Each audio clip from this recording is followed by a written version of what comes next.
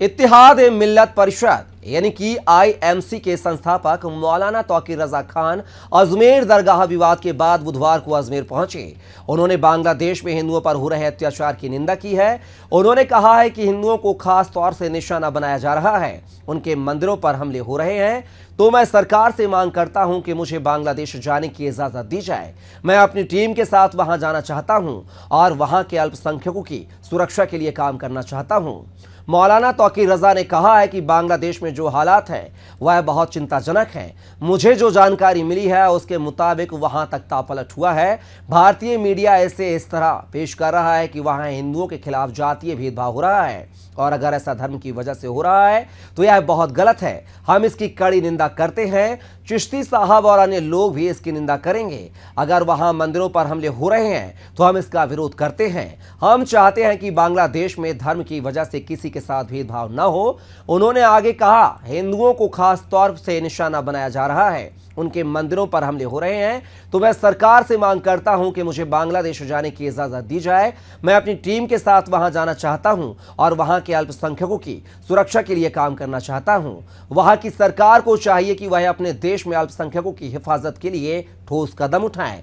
अजमेर दरगाह विवाद पर उन्होंने कहा, सीधी बात यह है कि अगर आप खुदाई करेंगे तो कुछ ना कुछ तो निकलेगा ही, और अगर आप और गहरे खुदेंगे तो और भी चीजें सामने आ सकती हैं। अगर आप खुदाई करते रहेंगे तो हो सकता है कि डायनासोर के अंडे या डायनासोर के अवशेष भी मिल जाएं। अब सवाल यह है कि इस खुदाई से देश को क्या लाभ और हानि हो रही है।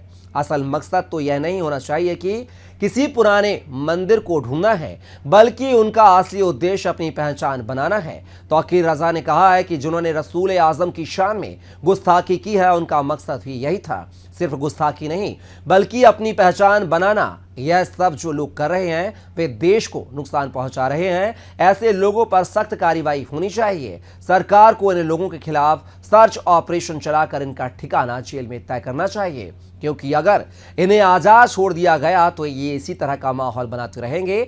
इसके बाद उन्होंने सरकार पर मुसलमानों के खिलाफ ऐलान जंग का आरोप लगाते हुए कहा है, हिंदुस्तान में सरकार ने मुसलमानों के खिलाफ एक तरह से जंग का ऐलान कर दिया है।